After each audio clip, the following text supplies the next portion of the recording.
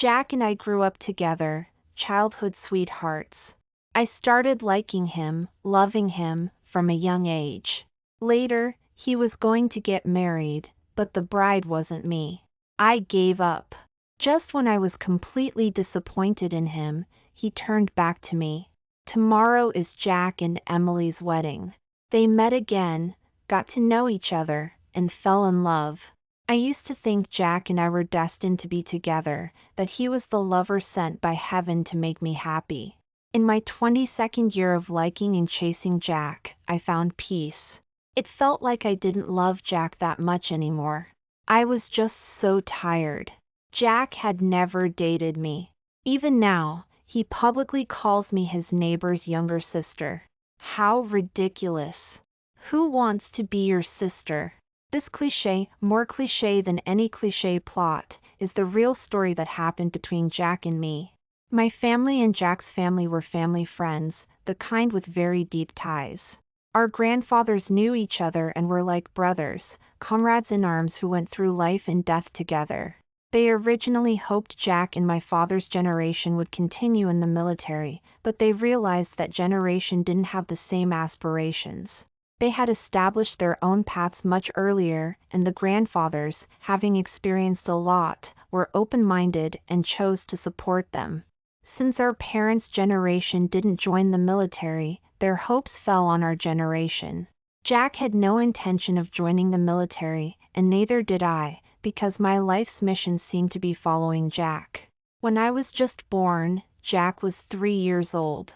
His parents, hearing that their good friend's daughter had been born, paid a special visit, bringing Jack, of course. "Chin Chin Jack, isn't your little sister so cute?" Aunt Lisa asked Jack in a gentle voice. "Pretty, but why is her skin different from mine?" The young Jack's innocent voice, full of curiosity, piped up. Ha ha ha ha ha ha, the adults all laughed together. Later, Aunt Lisa told him that babies are like that when they're just born. He was the same way. She said his little sister would definitely be beautiful when she grew up. "Oh," Jack responded, half understanding. "Chin Chin Jack, go say hello to your little sister." Young Jack walked over and cautiously poked the baby's cheek with his little finger. So soft, Jack thought. 2 years later. "Brother, brother," a little pink bundle toddled along, calling brother with every step. "Little Amanda, you can't follow me. Brother is going out to play with friends. You can't come," little Jack said in a serious tone. Little Amanda couldn't understand at all, just staring at the handsome older boy with wide eyes. Jack, unable to resist such a gaze, said, Okay, brother won't go. How about I play with you?" She was so small, she couldn't possibly understand, so why did his heart soften? Just like that, I followed in Jack's footsteps for 22 years. Jack was an extremely gentle and polite person. Even though he didn't like me romantically, the upbringing he received in our family friendship meant he wouldn't make me feel too awkward. From childhood all the way through school, Jack and I attended the same ones. But unfortunately, Jack was 3 years older than me, so we always seemed to miss each other just as we were getting settled. One stroke of luck was that Jack was going to live at home and be a commuting student instead of a boarding student. In middle school, I learned about liking someone romantically from my best friend. In that moment, I realized that my feelings for Jack weren't just a sister's affection for a brother. I liked him, I loved him, a kind of love where I wanted to spend my whole life with him. Jack was definitely charming. He had a high-nosed bridge, thin lips, sharp eyebrows, and starry eyes. His most striking feature was that pair of smiling eyes, his charming eyes, that all eyes held a hint of a smile when he looked at you. Every time Jack looked at me, I felt like I was drowning in them, unable to escape. But his whole demeanor was one of gentle refinement. Truly one of a kind gentleman.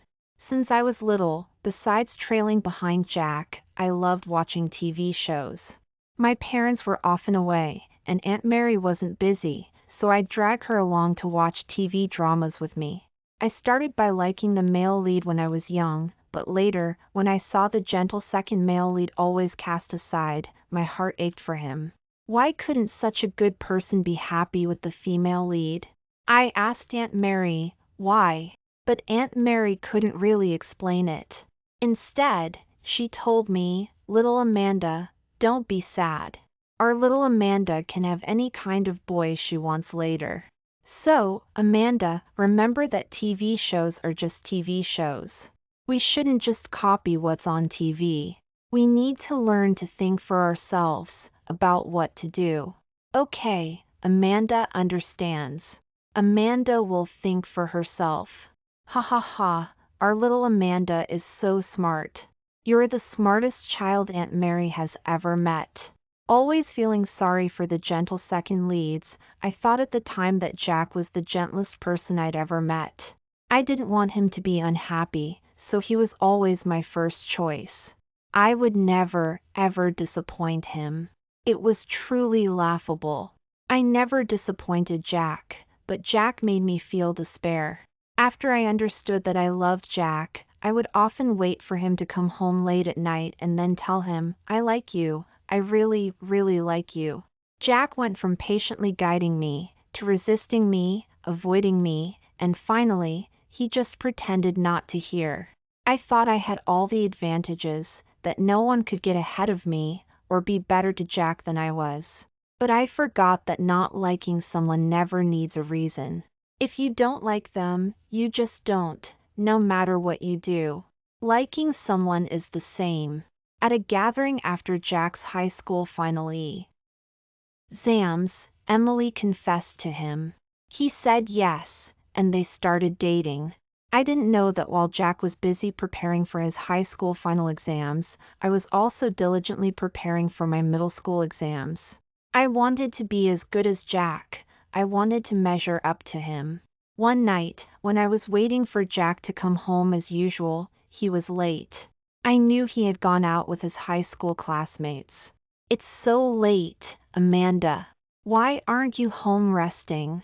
Hurry back, Uncle and Aunt will worry, Jack said, concerned.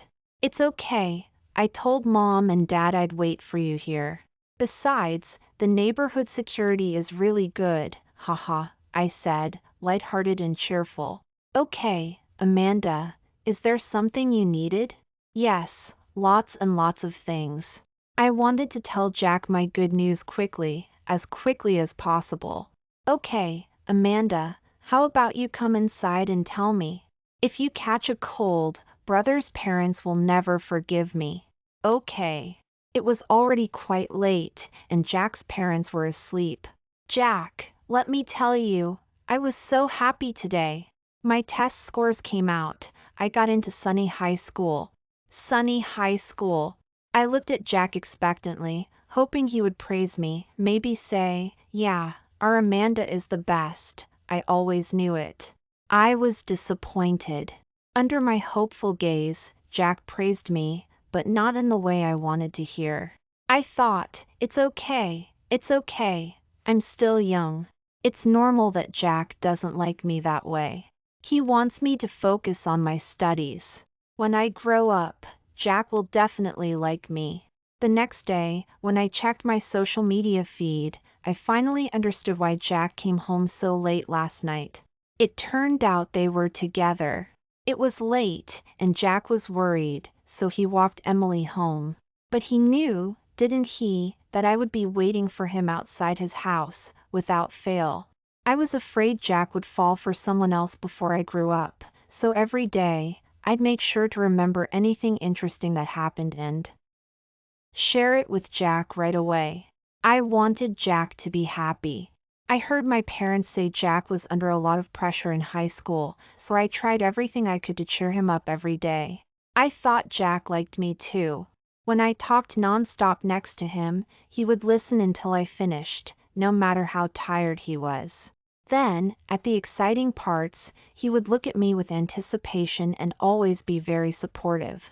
But looking at the congratulatory posts from our mutual friends on my social media feed, and Emily's announcement that they were together, I was filled with questions. I realized I needed to calmly think about my relationship with Jack. I opened my chat with Jack. We chatted every day during the summer break. I scrolled up and saw messages initiated by both of us. Plop, a tear fell onto the phone screen, followed by another and another. I couldn't seem to stop. I really didn't want to cry. How could I, the esteemed young lady of the Song family, feel so wronged? What should I do? I really couldn't hold it back. Amanda, don't cry. At least go ask Jack and get it straight, hear him admit it himself. Jack, are you and Emily together? He replied quickly. Yes. But Jack, you clearly knew I liked you. I was so good to you. How could you fall for someone else? I desperately wanted to demand this from Jack, but I couldn't. I couldn't lose my dignity because I loved him. I couldn't let my pride be trampled on again and again. And I didn't want to hear Jack's cruel answer. After that, I never waited outside Jack's house for him to come home and share my life with him again. I deliberately avoided him, never went to events where he would be, and only gave him perfunctory replies when he messaged me. The chatter of my voice was no longer by his side. I thought maybe it was annoying to him, that I shouldn't bother him anymore. Amanda, hurry and get ready. We're going to Uncle Tom's place to celebrate Jack getting into high S Dream College. Mom, I'm not going. No, Amanda, you really have to go. It's also a celebration for your middle school exams. The families are having dinner together. A moment later. Amanda, did you hear me? If you don't say something, Mom's coming up.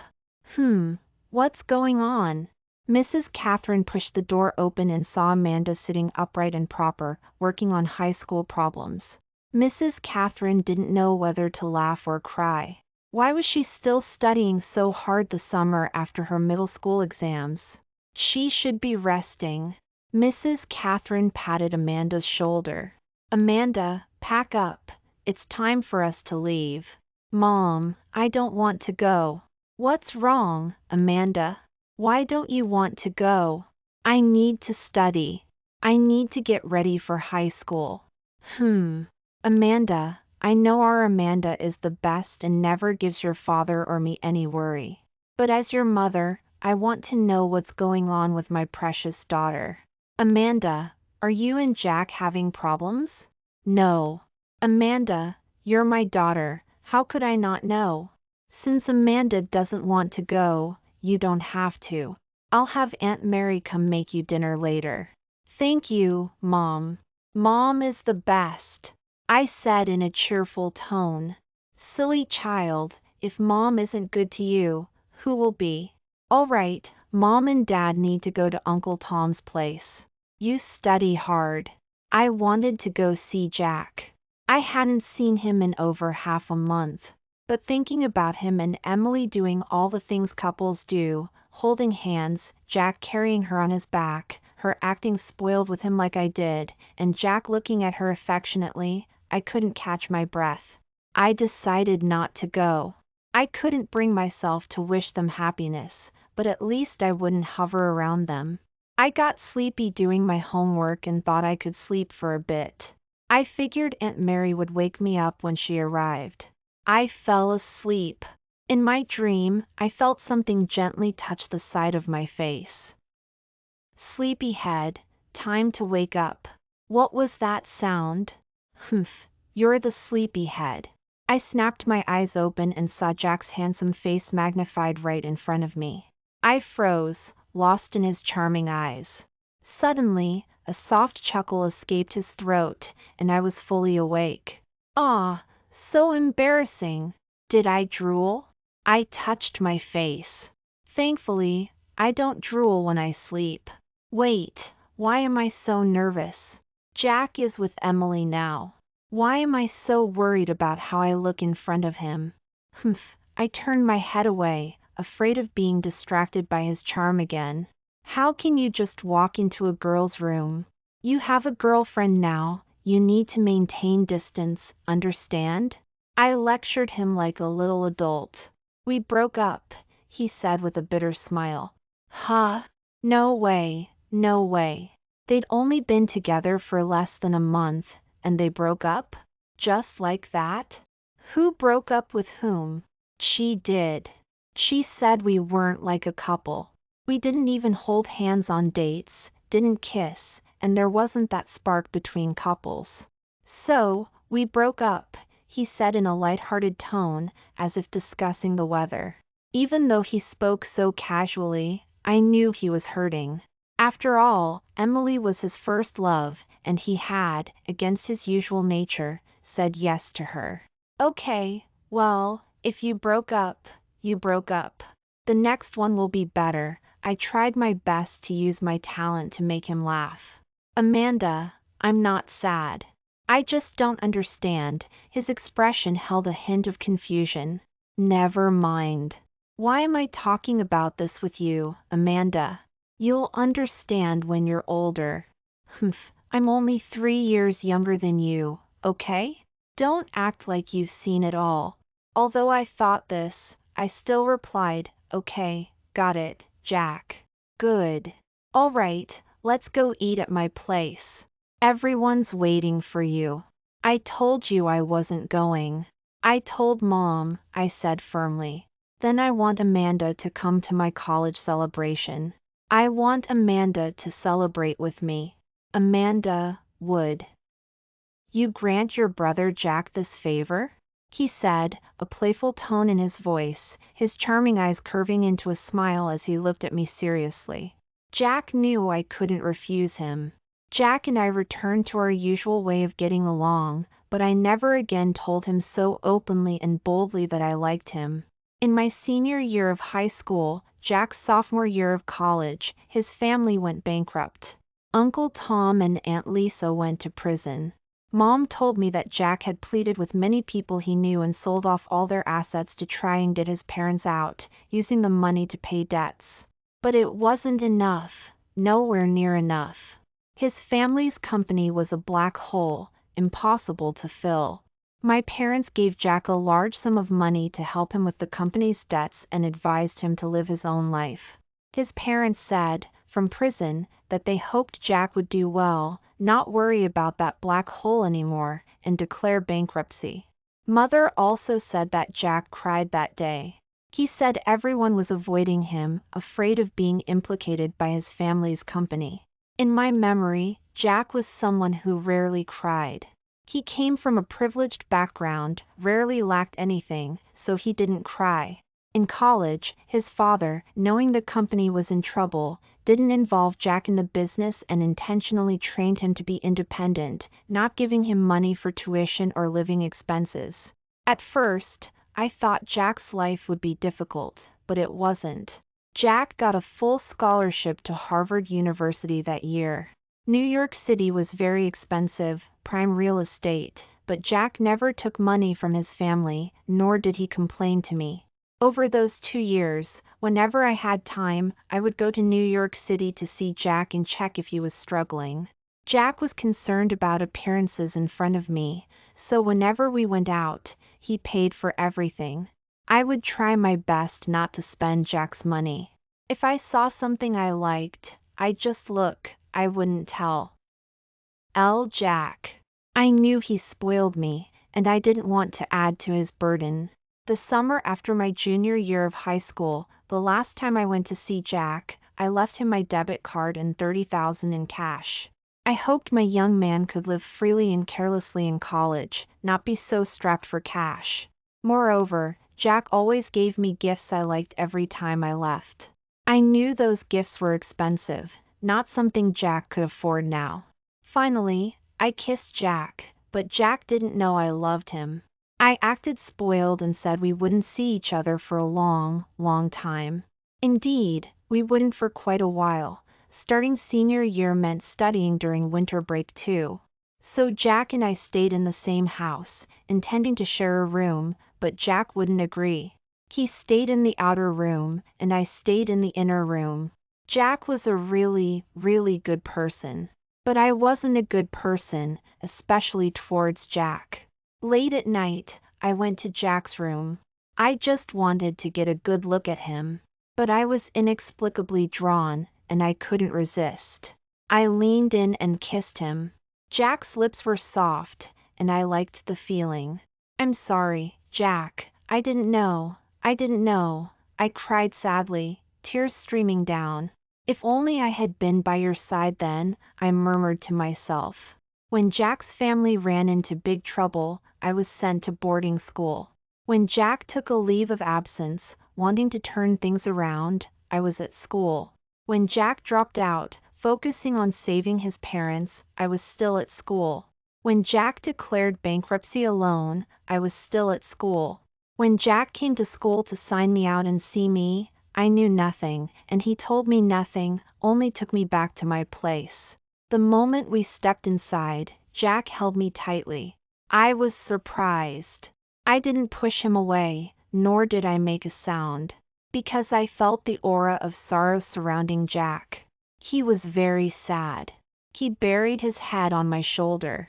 I felt my shoulder become wet. He was crying.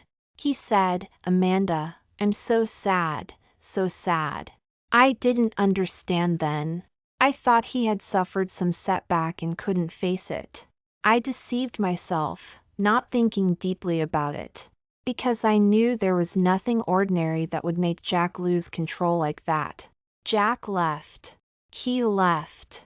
No one knew where he went. When I returned to school, passing by the teacher's office, I overheard their conversation. Jack had no home anymore. His parents had died in a car accident. I froze there, a million thoughts flooding my mind.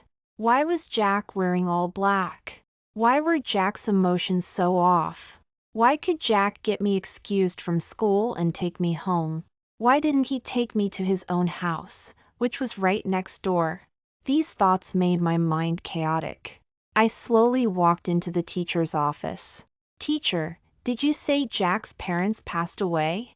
"Teacher, is that true?" "Amanda, please don't cry," the teacher's flustered voice sounded. Oh, I was crying? How did I start crying? My mind was a mess. I felt like I was suffocating. After the teacher confirmed it was true, I fainted. When I woke up, I didn't see Jack anywhere. I anxiously asked my mother, "Where's Jack? How is he? Did his parents really pass away? What will Jack do?" My lips felt cracked and tasted of blood. "Amanda, listen, don't get too emotional. Jack's family went bankrupt, and his parents passed away. Mrs. Catherine didn't tell me that Jack still had huge debts to pay off and we couldn't help him with that." It took me a while to calm down and finally understand what my mother was saying. I asked, "Where is Jack? Where is he?" "Amanda, Jack, he didn't want to burden us. He left. We don't know where he went." Okay. After leaving the hospital, I figured out a lot. As I was now, I had no ability to help Jack. Given the current situation, I had to work 100 times harder. I had to inherit the company, take on responsibility, and have the ability to help Jack solve his problems, instead of hiding behind everyone else like a child. I found Jack. He was thinner, much thinner, more mature, more composed. After I finished my high school final exams, I accidentally saw a letter Jack had sent to my parents. He said he was doing well and not to worry. He asked how I did on my exams, and if my parents were healthy. Jack, you big dummy. I got a scholarship too, just not to the same university as you. I had to stay in Los Angeles. I had to inherit the company quickly as possible, to have the financial ability. I ran to the company, holding the letter. My parents told me this was the first letter he had written to them. Knowing he was doing well was enough. They wanted to write back but didn't know how to tell me, afraid I would impulsively go find him and not stay in Los Angeles. I understood, a parent's love for their child is far-reaching. Actually, I wouldn't have been that impulsive, because I knew that I couldn't help him like that, and I would only be a burden. The next day, I went to the place Jack sent the letter from. I walked around many times and finally asked Mrs. Johnson, sitting on the path he would take to come home. "Oh, you mean that young man? He lives there, on the top floor. Most of us here are old and have trouble getting around. One day, this young man moved in.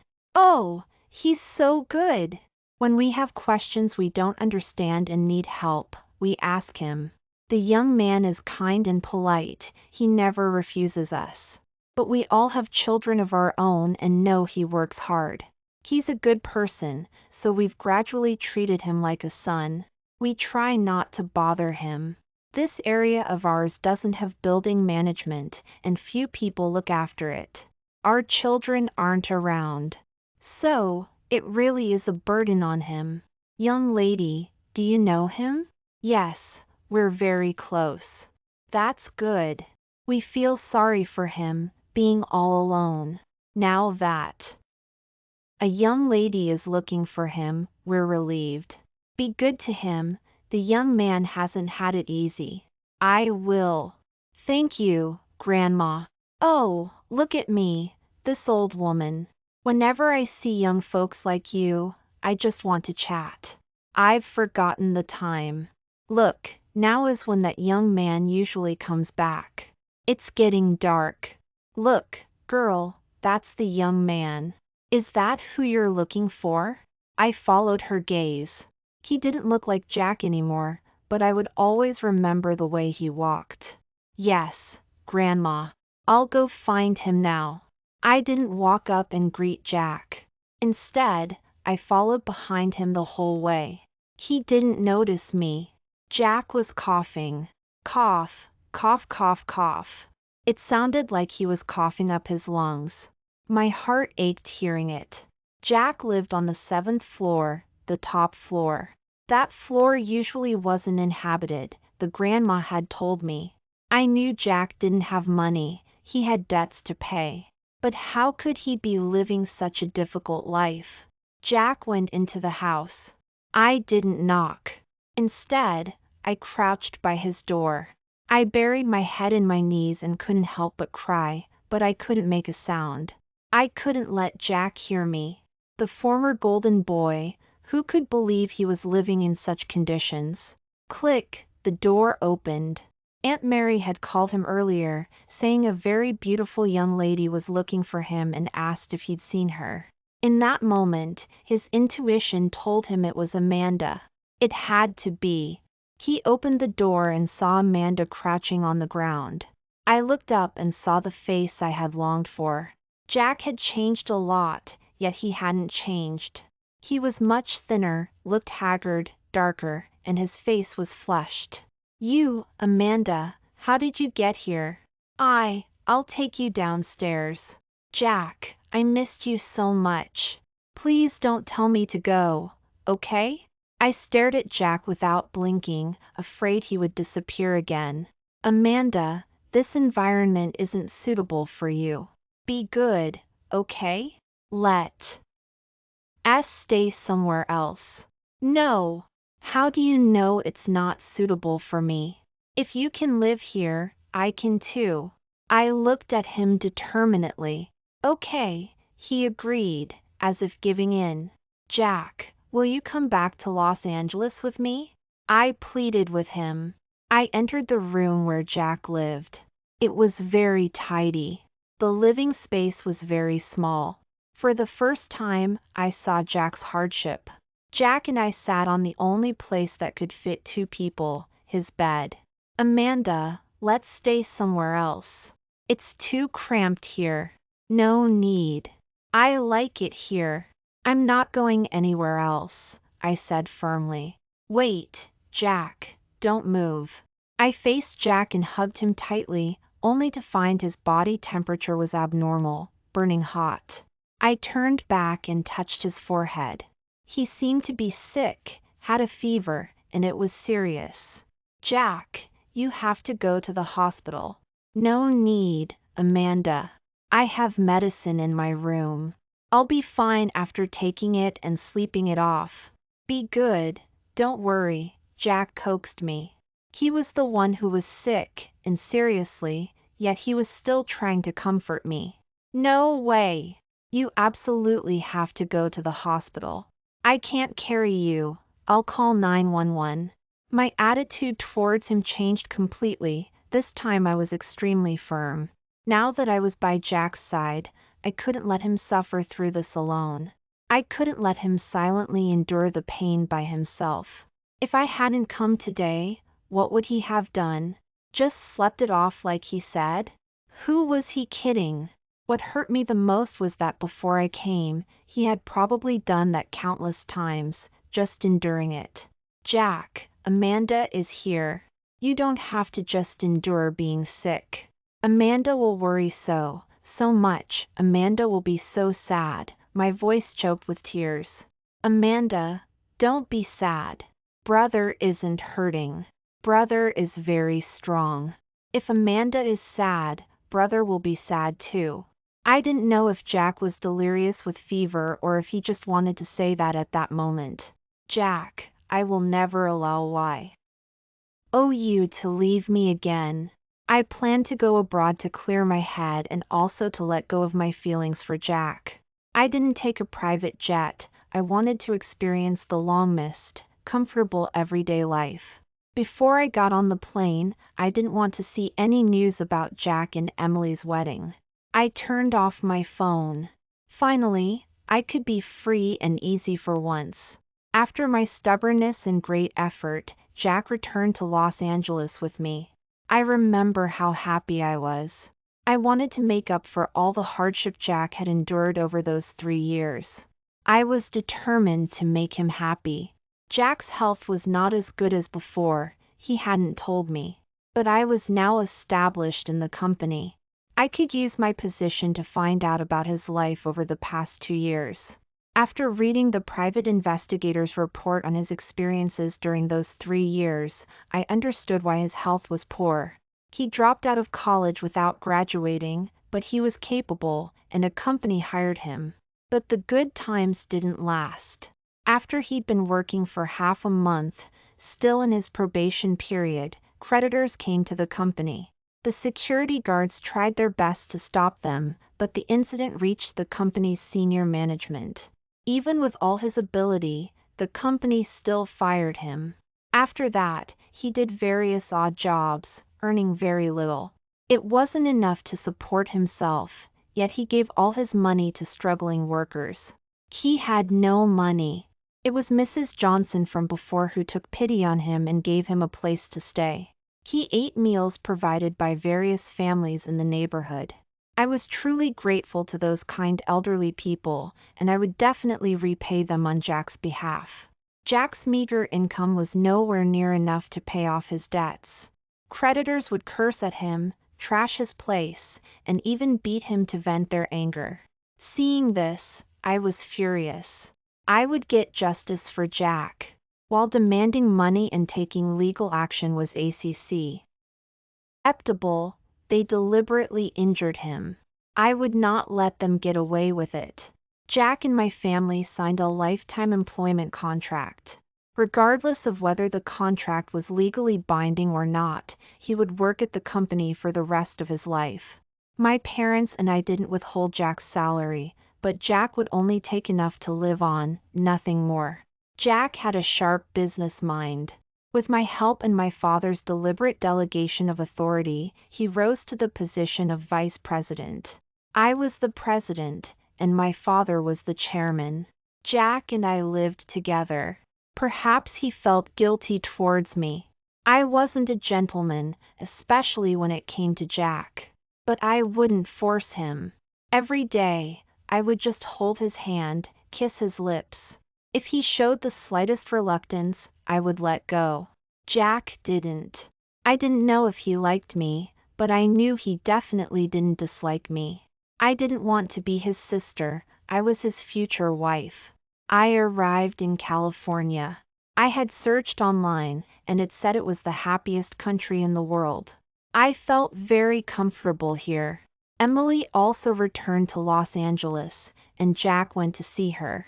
When I found out, I was consumed by jealousy, but I knew Jack wouldn't cross the line, he wouldn't betray me. But people are never satisfied. Having gained a lot, they still want more. I wanted Jack to love me, not just stay with me out of obligation. I went to the largest lounge in the city. My friends got a few handsome guys to sing with me, just singing together. Jack came home and didn't find me. He rushed to the company to look for me, found I wasn't there, and then called my friends. After asking around, he found out where I was. He entered the room where we were and saw the few handsome guys.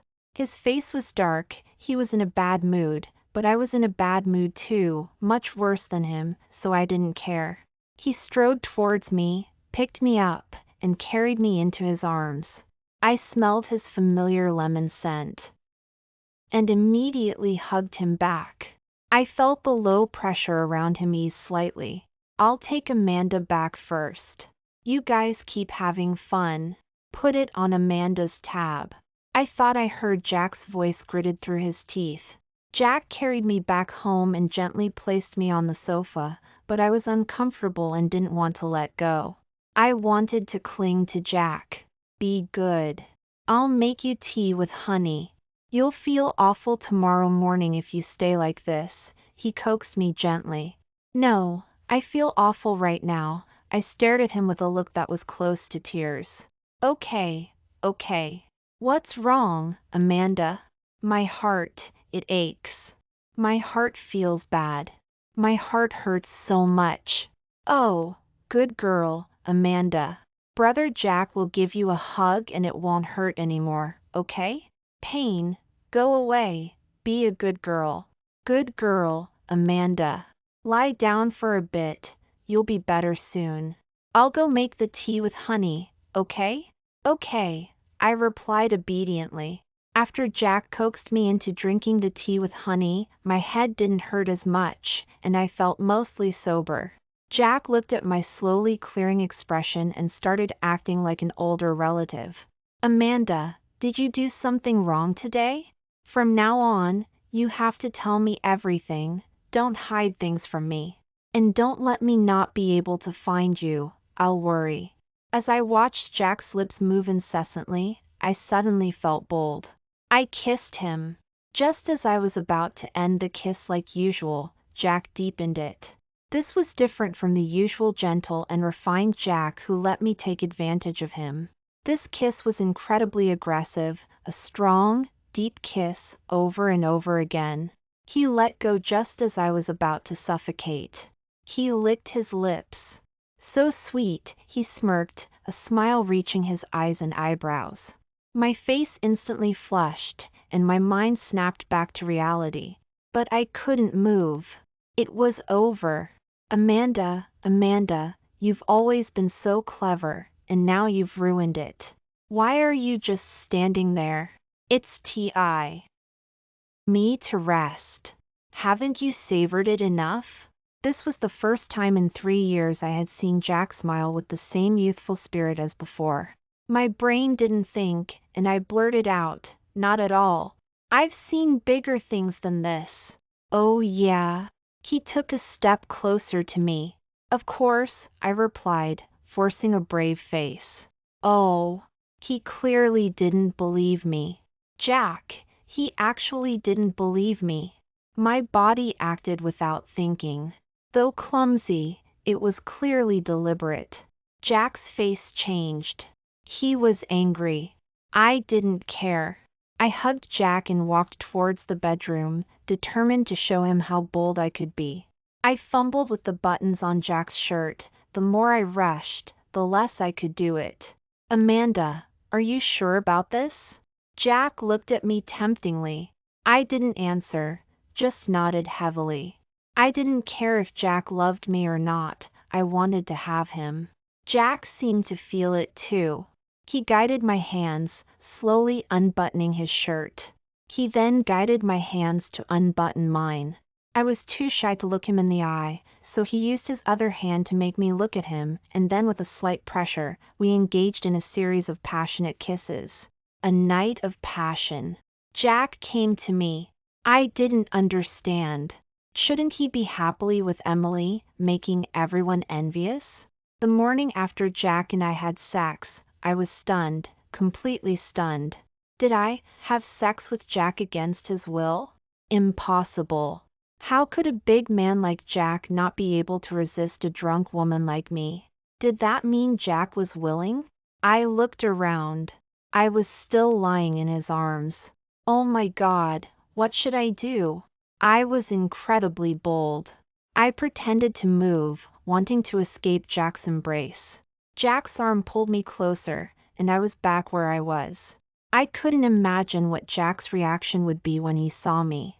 After observing Jack for a while, drowsiness hit me. With the handsome man in my arms, I fell asleep again. When I woke up again, Jack had made lunch and as calling me to eat. Jack and I had a silent agreement not to mention last night. I knew Jack didn't love me, and I didn't want to make things difficult for him. Let's just pretend it didn't happen. After I got ready, Jack came back, holding an emergency contraceptive pill. Amanda, we didn't use protection last night, and we'd been drinking. It's not good, he said nervously. Yeah, I know. I would have bought it even if you didn't say anything. I'll go to work then, I said to Jack. Okay, let's go together. Wait for me. We got in the car together, sitting in silence, each lost in thought. Jack left work early for the first time today. His assistant told me not to wait for him to leave together, that he had something to do and had to go back first. Okay, I understand. When I got home, I found not only Jack but also my parents sitting in the living room. Jack was busy in the kitchen. Amanda, you're back. Come, sit. Your father and I have something to discuss with you. Look, you and Jack, you grew up together, you've known each other since you were little. When you were young, our families, yours and Uncle Tom's, had an understanding that you might marry. They'll be happy in heaven. Amanda, what do you think? I can, but it's not just about what I want. We have to ask Jack. Jack, he's willing. He just told us. He's willing? Jack is willing. Now we just need to see if you agree. Mom, Dad, I want to think about it. Can I give you an answer tomorrow? It's so late tonight. Why don't you and Dad stay for dinner before you go? I didn't understand why my parents suddenly wanted Jack and me to get married. Was Jack feeling guilty because of what happened yesterday? Or was he trying to repay me, to fulfill my wish? After my parents finished dinner and left, Jack said he had figured things out. He only wanted to marry me, no matter the outcome. He selfishly hoped I would face it with him. I thug. It was a little funny. Jack, what makes you think I'd treat you the same way as before just because you came back? Jack, I know you don't love me. You really don't have to force yourself. I don't want you to be unhappy. What happened yesterday, and everything I did to help you before, I don't need you to repay me. Live the life you want, and be happy forever. Amanda, I'm serious. I want to marry you. Jack, I can marry you, but you have to love me. Do you love me? I love you, Amanda.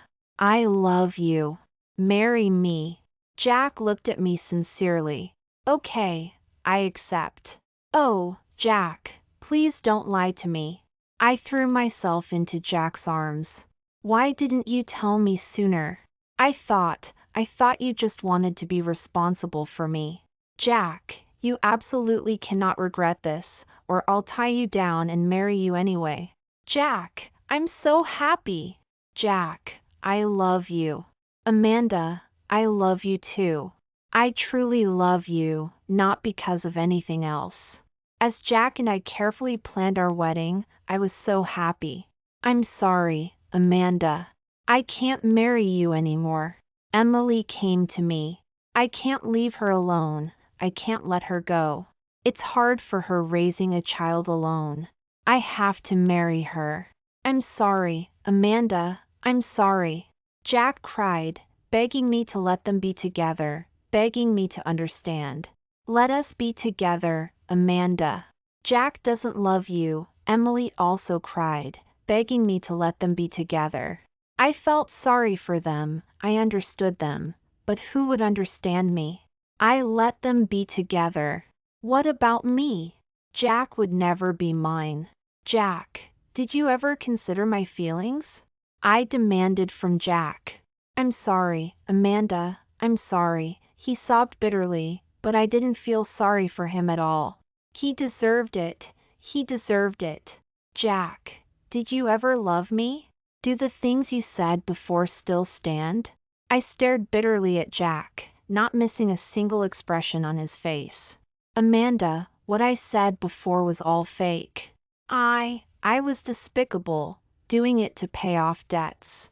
It's all my fault, Amanda, please don't cry. It's my fault. I mistook affection for love. Ha, mistook affection for love, what a convenient phrase. That sentence shattered all my hope. I think I really should let go.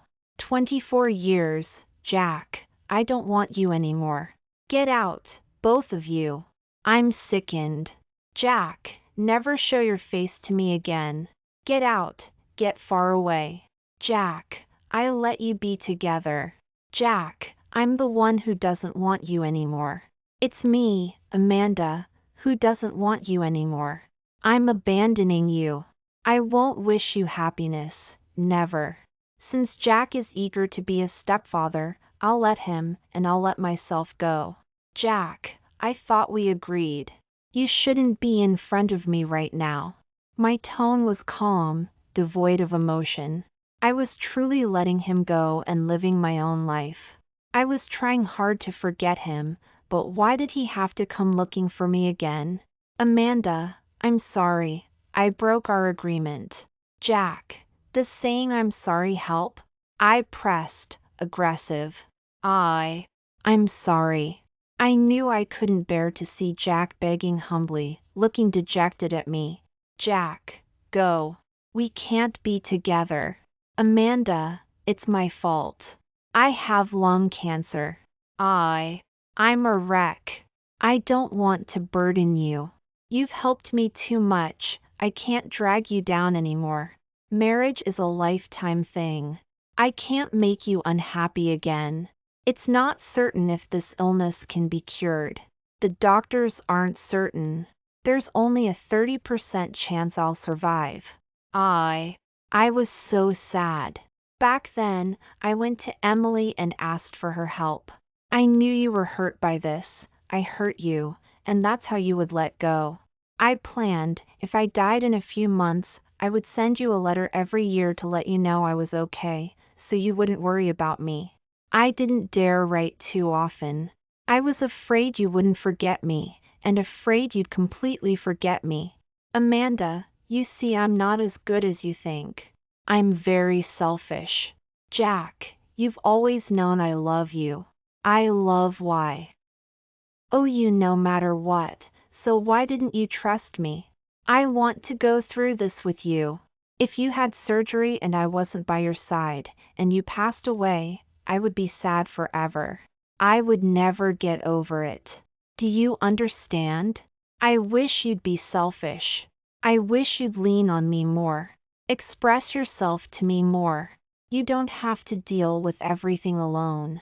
You should believe in me. I'm sorry, Amanda. It's a habit. I didn't want you to worry about me about this. Jack, I forgive you. But from now on, you have to tell me everything, okay? You can't hide things from me. And I'm going with you for this surgery. I wouldn't let him be alone anymore. Loving him had become a habit. There was a long road ahead, and we shouldn't dwell on small things. The day of Jack's surgery, I was nervous, restless. Amanda, stop pacing. We're nervous too. Come, Amanda, sit by Mom. Mom, I'm scared. I'm afraid. I can't say it. I can't say it. It's bad luck. I was afraid Jack wouldn't wake up again. I couldn't imagine how I would live without him. Amanda, don't be afraid. Don't be afraid. Mom is here. The doctor said there's a 60% chance of success. We used a lot of connections and spent a lot of time, and it was only a 60% chance of success. The light in the operating room went off. Doctor, how was the surgery, doctor? Don't worry, the surgery was successful. You can see him soon. After the doctor left, my mother and I followed Jack to the entrance of the recovery room. My father went to find out about the follow-up and precautions. 2 hours passed. Jack's family, you can come in now. We entered the hospital room. Jack was still under anesthesia, still asleep. He'll wake up soon. Family can stay here and keep him company, the nurse said before leaving. I used a cotton swab dipped in water to moisten his dry, cracked lips. Sigh. Jack woke up. After my parents asked about Jack and saw he was okay, they went to the company. There were still a lot of company matters to decide these past few days. Jack certainly couldn't handle them right now, and I wasn't in the mood. I knew my parents had it tough these past few days, not only managing my emotions but also dealing with their own worries and the company matters that needed their attention. Amanda, I'm okay. Don't worry about me anymore. Look at you, you have dark circles. My heart aches for you. Jack raised his hand and stroked my head. I held Jack's other hand. The surgery was successful. Will you marry me when you're better? I don't think Jack fully registered it for a moment. I said, Jack, will you marry me when you're out of the hospital and better? Yes, we'll get married. Jack smiled at me affectionately. Jack was discharged 2 months ago. Jack and I's wedding was on October 12th, my birthday. In October, the temperature in Los Angeles was just right. Amanda, you have to stay with us tonight, separate from Jack. Mom followed the custom that the groom and bride don't see each other the night before the wedding. We couldn't manage not seeing each other at all, but at least we couldn't sleep together. Our parents and families insisted we follow this. First, it was the custom. Second, Jack had to come get me from my house to the house next door, for the tradition. Many people came to Jack and I's wedding. Emily also came with her child. Emily congratulated us, saying, "Congratulations on your wedding." I wasn't unhappy. A few days before the wedding, Jack and I decided to talk everything through. Jack said that the summer after his high school final exams, when he was with Emily, it was because he realized his feelings for me were wrong, not a brother's love for a sister. But I was too young, he couldn't be with me. He thought he hadn't dated enough people, so when Emily confessed, he said yes, wanting to try to ignore his wrong feelings for me. Later, he could never find the feeling with her, and I distanced myself from him, which immediately panicked him. He later heard from my parents that I hadn't even gone to his college celebration. He was very angry, and also confused about why he was angry, why he felt empty and uncomfortable inside. After that, once he was sure about his feelings for me, he didn't date anyone else. He kept waiting for me to grow up, hoping that when I was an adult, I would understand what my feelings for him truly were. Later, his family went bankrupt. Uncle Tom and Aunt Lisa also passed away. He felt he couldn't drag me down, so he left, stayed away from me. But he couldn't let me go and was very sad, so he talked to Mr. and Mrs. Smith, saying he wanted to see me once.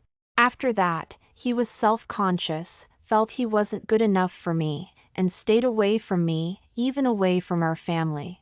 As his life gradually stabilized, he sent my family his first letter. Later, I went to find him. After that, we were going to get married. He felt the happiness was unreal. Another thing was that he had the courage to come find me then because Emily had said a lot to him, hoping he wouldn't regret it, that he should use his limited life to pursue unlimited happiness. She said she knew Amanda loved him very much and wouldn't care about these things. If she didn't get to be with him in his final time, she wouldn't find peace and would feel guilty for life, and he would have regrets in his last moments. I also told him that I kissed him that night. He was very surprised because he hadn't felt it at all, even though he was usually a light sleeper. I told him many, many things. Finally, we hugged each other, our hearts aching. Jack and I got married. I believe we will be happy. Just born, Jack was 3 years old. He thought I was so cute. 2 years old, Jack was 5 years old. I chased after Jack. He found me annoying. Actually, he just didn't know how to handle a little sister. 5 years old, Jack was 8 years old. We went to the same school. We walked home together.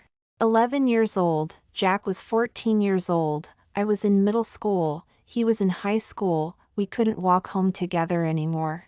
12 years old, Jack was 15 years old. I knew I liked him, but he didn't like me. He treated me like a sister.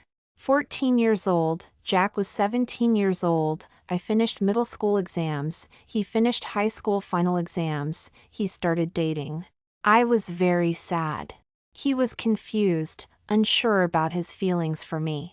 17 years old, Jack was 20 years old. I was a high school senior. Jack's family went bankrupt. His parents died, and he disappeared.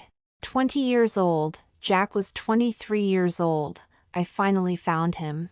I would be good to him. We came back to Los Angeles and lived together. 24 years old, Jack was 27 years old. I loved him. He was going to marry someone else. I left. 25 years old, Jack was 28 years old. We got married, happy together. He loved me too. 27 years old, Jack was 30 years old. We had our first child, a boy. Jack said he looked like me. 29 years old, Jack was 33 years old. We had our second child, a girl. Very cute, looked a lot like Jack. 54 years old, Jack was 57 years old. Jack passed away. I was very sad. 60 years old, Dad passed away. I wasn't sad. Dad didn't suffer before he passed. 61 years old, Mom passed away. I wasn't sad either. She went to join Dad. 65 years old, Jack, I'm coming to find you. I can't live in a world without you. Please wait for me. We'll be together in the next life. Our children are very happy. We have grandchildren now. They're very cute, look a lot like you. I'm coming to be with you.